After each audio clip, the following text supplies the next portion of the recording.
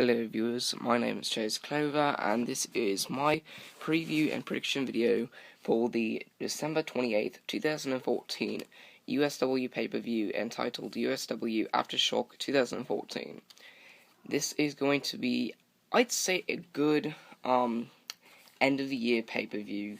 For the first time ever when it comes to USW, there are more than 2 main event matches. As a matter of fact, there are 4 main event matches, and the 4 matches are Lone Wolf vs. Seth in a tables match, Cannon vs. Prophecy, Capital vs. Yo-Yo Joe for the world title, and Zach Hardy vs. Derek Carter for the USW title. There are in total 14 matches on this card. The matches are going to be, for the most part, I'd say interesting. I'd say, I'd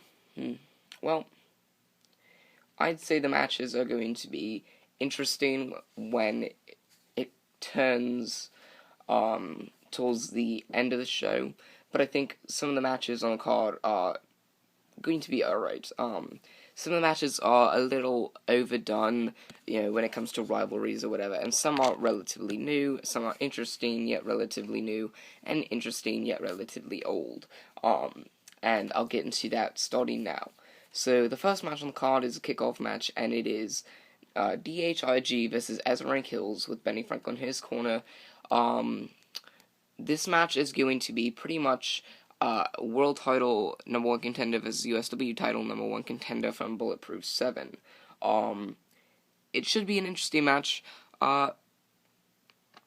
Both these performers did put on a good match against their respective opponents at Bulletproof 7, so they have talent, and my prediction, though, is that Ezra Hills is going to win because Benny Franklin is in his corner, and DHIG hasn't really fought against a performer that has a manager with him in his career, at least with USW.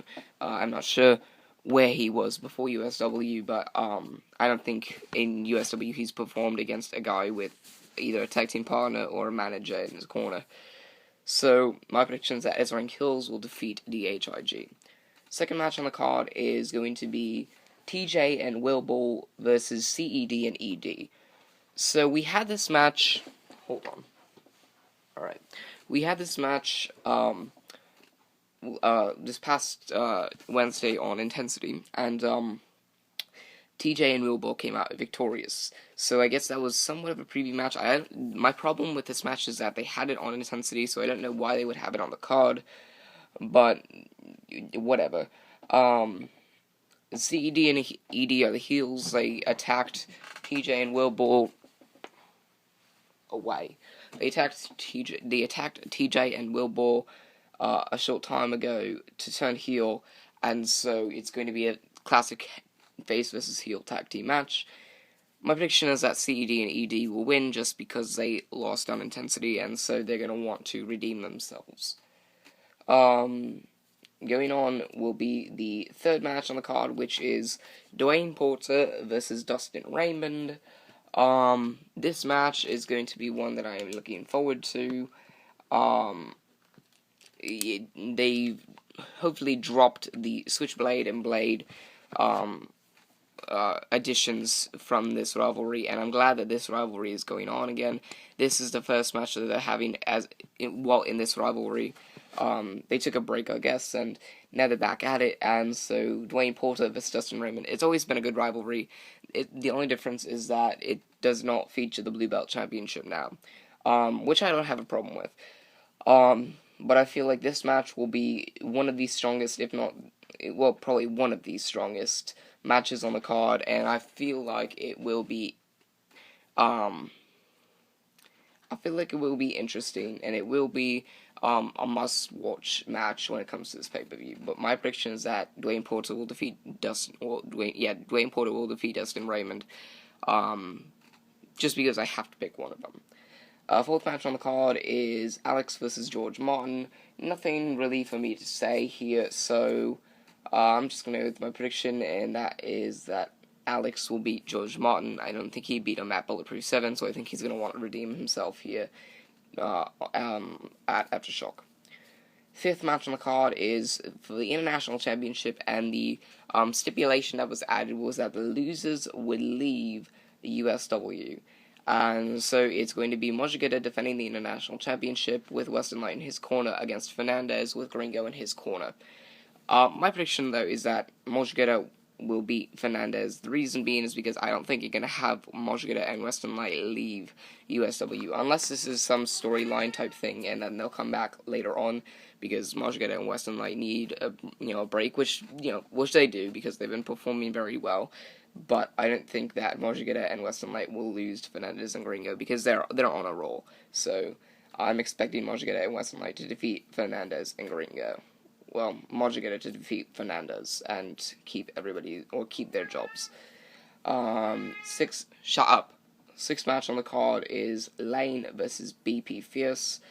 Not a rivalry that I'm really interested in anymore. It would have been interesting a few months ago, maybe a month or two ago, but now it's just like there's no hype to it, there's no background to it anymore, so I'm not really interested in talking about it, a bit. So I'm gonna say my prediction would be Lane defeating BP Fierce, because why not? Seventh match on the card, another rivalry I'm not really interested in anymore. For the Blue Belt Championship, Anarchy defending the Blue Belt Championship against Ash. These two have had no real backstory to their matches, and so I'm looking forward to it less and less and less each and every week.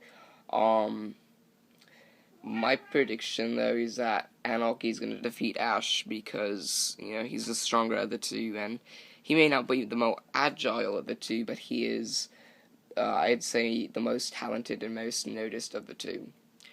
Eighth match on the card is James versus Chris Ross. I wouldn't say prediction yet, but this rivalry I'm interested in. I've been interested in this Simon Saint and Philip Akron and James and Chris Ross rivalry type thing for a few weeks now. They've had some solid matches, tag matches, singles matches, and it's really been interesting. It's really been, they've been matches to watch. So this match is one of the matches I would say is a must-see. I wouldn't bet money on it being a must-see, but I feel like these two performers have enough to make it a must-see match. Chris Ross is a former 4-time world champion, and James is a former 2-time Blue Belt champion, but is also a fast-rising performer there in USW. May not be as noticed, but he is definitely rising when it comes to talent. So Chris Ross, I'm going to say my prediction is that Chris Ross is going to defeat James, just because he's got that advantage over James when it comes to strength, power, and fuck off. He's got the advantage when it comes to strength, height, weight, and power. So I feel like Chris Ross will defeat James in that match. Next match is for the Extreme Championship. It is Crimson Red defending the Extreme Championship against Titanfall in a no disqualification match. You see, for a little while, I'd say towards the middle of mid to late 2014, the Extreme Championship was gaining popularity. It was rising when it came to noticeability and when it came to an interesting storyline. When they had Crimson Red and Titanfall, just starting out with the addition of MC4, but they had the addition of Titanfall. That's what really boosted the Extreme Championship. But now it's just the same two performers again, much like it was with Crimson Red and MC4, which makes it less of an interesting rivalry, and it makes me less interested in the match. I'm really hoping that they can garner some more attention to the Extreme Championship, just because that's what that's something that the Extreme Championship is something that should be known. Maybe the lowest standard, technically lowest standard, or it's seen as the lowest standard singles title, even though the international title is a territorial championship, so that's what the actual lowest championship is. But the Extreme Championship needs to live up to its name, and I'm hoping that there's another performer that can come into this picture and kind of gain more attention to it. So, nothing more to really say about this. Should be a good match. It should be interesting with the spots, with the weapons and all that. My prediction is that Crimson Red is going to defeat Titanfall somehow with his technical wrestling ways. Next match is Simon Saint versus Philip Akron. Again, one of the rivalries I'm looking forward to, also branching from the James and Chris Ross rivalry. Simon Saint and Philip Akron have had great chemistry in the ring. Philip Akron, I'm not sure if he's held championship gold before, but I know Simon Saint has not held championship gold, but they are two good performers, rising performers, and Simon Saint's got the agility advantage over Philip Akron, and Philip Akron has the strength advantage over Simon Saint. So it should be an interesting match to watch. Two different style wrestlers competing in the same ring against each other in a singles match. Nobody in their corner. I'm looking forward to it, and my prediction is that Simon Saint will come up victorious over Philip Akron just because he can pull off those aerial techniques much more precisely than Philip Akron can come up with those powerhouse maneuvers during the match. So my prediction is that Simon Saint will defeat Philip Akron. Now we get into the 4 main event matches, and these are the matches that I am most looking forward to. First off, let's start with the first main event match, which is the tables match, pitting Lone Wolf against Seth. Lone Wolf and Seth have both been competitors for the world title. Lone Wolf has also been a competitor for the USW title. Seth is gaining, attention in USW, quickly, and he has been since he won the world title against Capital. And Lone Wolf has been getting attention in 2014. I'd say the fastest rising performer of all of 2014. This is going to be a hard one to predict because neither of these performers have had many tables matches before. They haven't really had a match like this before, or at least not to my knowledge. But Lone Wolf, my apologies.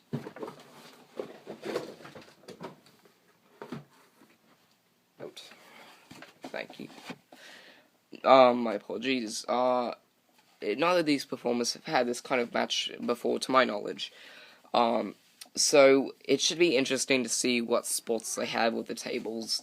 In my expectations, I would expect Lone Wolf to win just because he's the more agile of the two and the more creative of the two. But I'm kind of leaning towards Seth because he's got that powerhouse advantage over Lone Wolf, which could put Lone Wolf through a table easier than vice versa.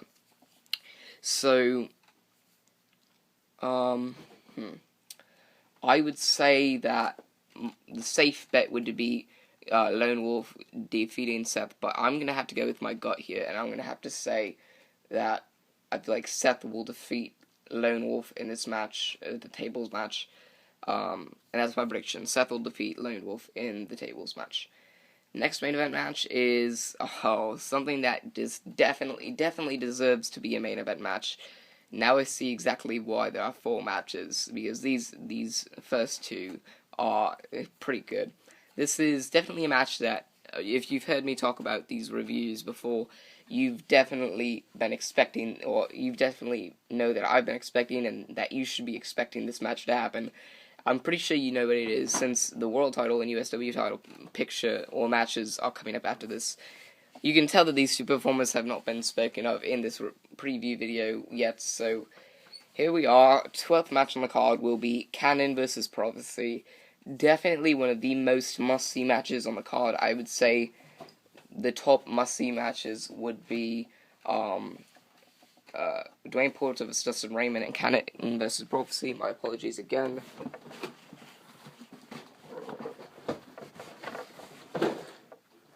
Get the fuck out. No, out. Fuck, out.